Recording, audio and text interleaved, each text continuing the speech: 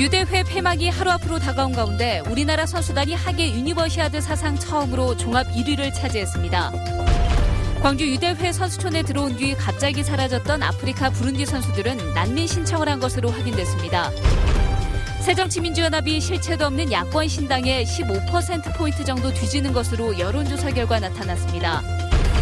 문화전당의 콘텐츠를 유통할 아시아 문화채널 방송국 설립 방식을 놓고 고민이 커지고 있습니다. 여러분 안녕하십니까. 우리나라 선수단이 하계 유니버시아드 참가 역사상 처음으로 종합 1위를 차지했습니다. 경기력에서도 당초 목표를 훌쩍 뛰어넘는 기대 이상의 성과를 거뒀습니다. 조현성 기자입니다. 개막 다음 날부터 곧바로 시작된 한국 선수단의 금메달 사냥. 대회 초반 메달 경쟁을 이끈 것은 전통 강세 종목인 유도였습니다. 거두면서 자 결승에 진출했는데 자 여기서 사격과 양궁이 가세한 나흘째 메달 순위에서 1위로 올라선 이후 대회 기간 내내 1위 자리를 놓치지 않았습니다.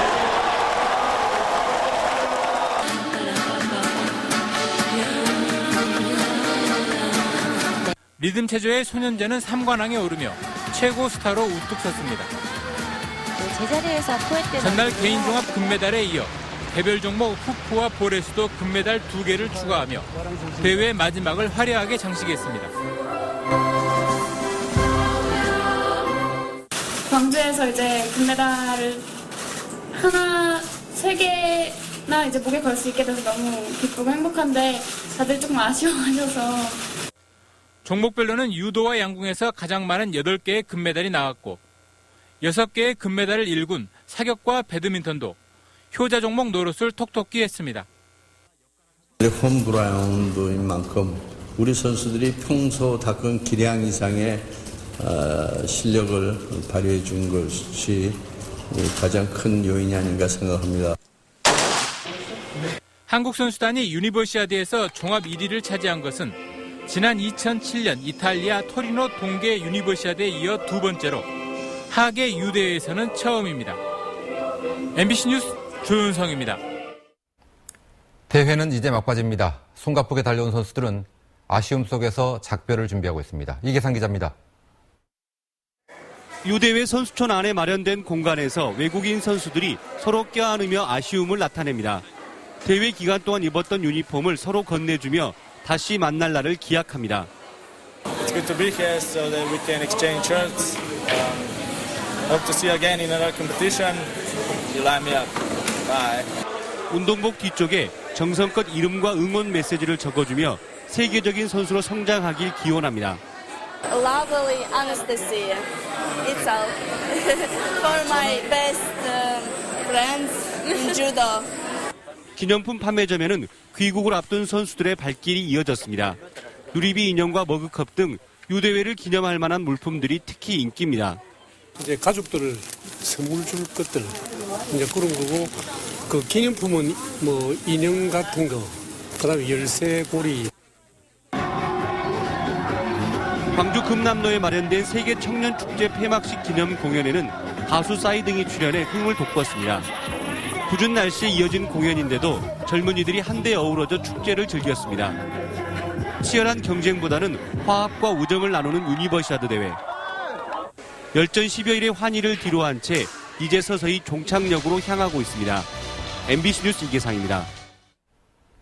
유니버시아드 개최로 광주에 대한 관심이 높아지고 이미지도 개선된 것으로 나타났습니다. 광주발전연구원은 지난 2일부터 8일까지 트위터와 블로그 등 SNS를 분석한 결과 광주 관련 게시물이 하루 평균 3만 4천여 건으로 지난 6월에 비해서 10배 이상 늘었다고 밝혔습니다. 또 가장 많이 언급된 단어 10개를 중심으로 분석한 결과 즐겁다, 고맙다 등 긍정적 단어가 언급된 경우가 94%를 차지했다고 덧붙였습니다. 경기에도 불참하고 갑자기 사라졌던 아프리카 부룬디 선수들이 난민 신청을 한 것으로 확인됐습니다. 파키스탄 선수 한 명도 출국을 앞두고 사라져서 경찰이 행방을 쫓고 있습니다. 송정은 기자입니다. 지난 5일 저녁 택시를 타고 선수촌을 무단 이탈했던 부룬디 선수 2명의 소재가 파악됐습니다. 이들은 태권도와 육상 경기에도 불참한 채 서울 출입국 사무소를 찾아가 난민 신청을 한 것으로 확인됐습니다. 반정부 시위와 쿠데타 등으로 부룬디의 정치 상황이 불안하다는 이유를 들어 난민으로 인정해달라고 요청한 것으로 전해졌습니다. 결국 이들은 유대회에 참가할 목적이 아니라 난민 지위를 얻기 위해 입국한 것으로 드러났습니다. 이들은 심사를 거쳐 난민 지위를 얻을 수 있게 되고 심사에서 탈락하더라도 재신청을 되풀이해가며 국내에 머물 수 있는 것으로 알려졌습니다.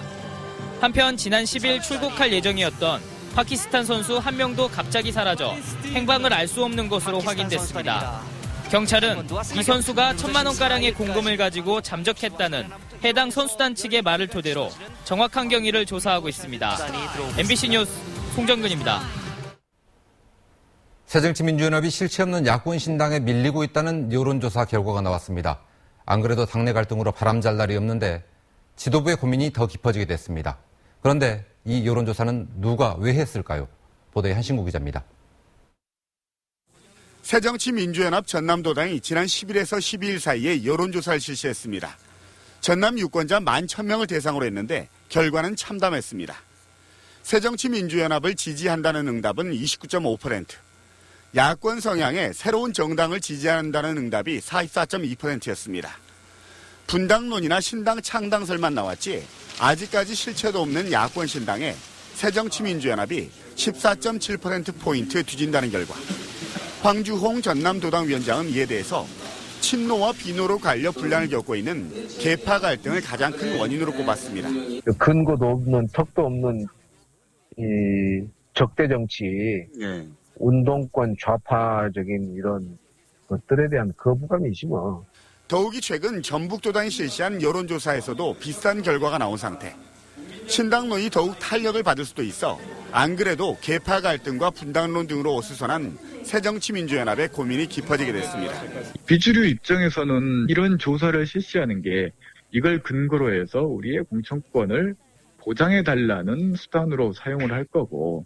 이번 여론조사는 모노리서치에 의해 유선전화 ARS를 통해 실시됐으며 응답률은 6.50%, 95% 신뢰 수준의 표본 오차는 플러스 마이너스 3.09%포인트입니다.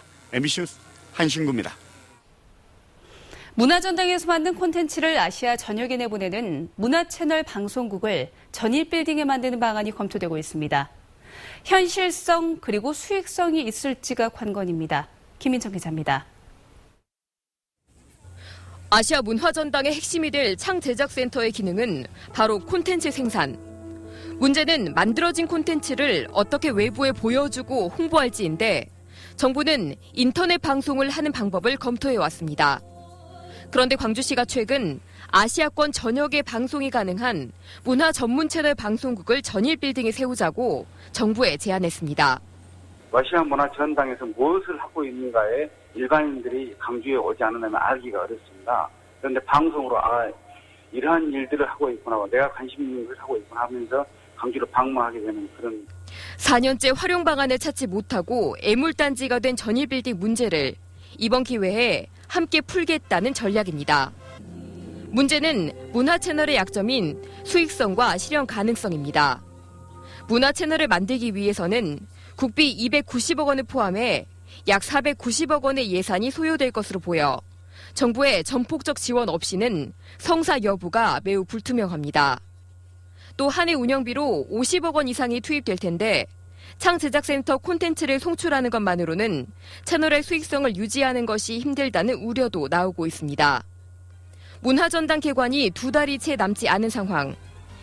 인터넷 방송 수준을 검토하던 정부가 문화 채널이라는 큰 투자를 할지 전당을 알릴 콘텐츠 홍보 방안이 안개 속을 헤매고 있습니다.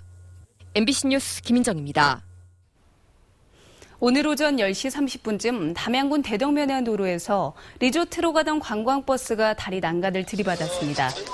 이 사고로 버스에 타고 있던 관광객 83살 노모 씨 등 30명이 크고 작은 부상을 입었습니다.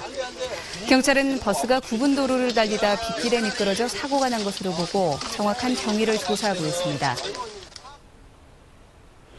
태풍 차놈의 영향으로 전남 지역 곳곳에서 낙과와 하우스 피해가 잇따랐습니다. 여기에 또 다른 태풍 소식도 이어져 농가들의 걱정이 커지고 있습니다. 문형철 기자입니다. 종이에 쌓인 배들이 과수원 바닥에 가득합니다.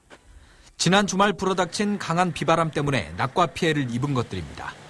지금쯤 배가 한창 자랄 시기지만 나무에 달려있는 것보다 이렇게 땅에 떨어져 있는 것들이 훨씬 더 많습니다.